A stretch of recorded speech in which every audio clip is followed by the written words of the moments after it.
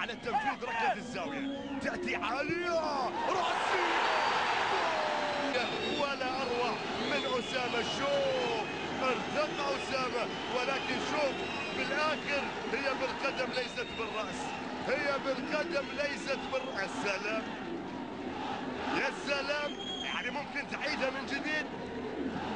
مرت بشكل رائع من أسامة، وهدف بالكعب كان من أسامة هوساوي. ليته بالكعب بالسمانة سجلها. وش اللمسات وش النقلات، والقحطاني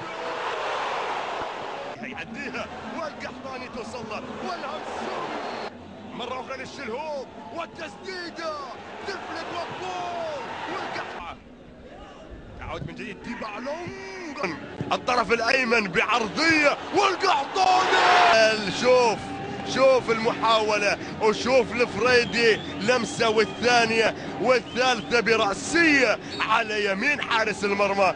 ب2-0 الان لمصلحه الفريق الهلالي. شوف المحاوله وشوف العرضيه، صعبه الكرات لما تلامس الارض قبل حارس المرمى، صعبه الكرات. وهدف ثاني لمصلحة الفريق الهلالي.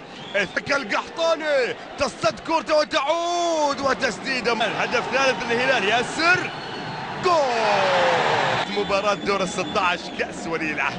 شوف القحطاني على يسار حارس المرمى ينفذ الكرة الماضية، وهدف ثالث لمصلحة الهلال.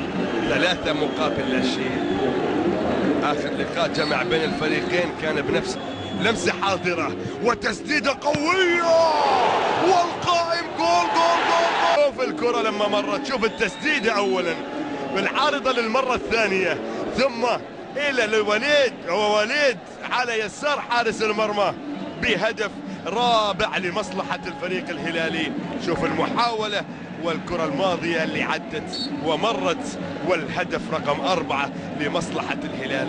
الوقت الأصلي اللي ودع والوقت بدل الضايع.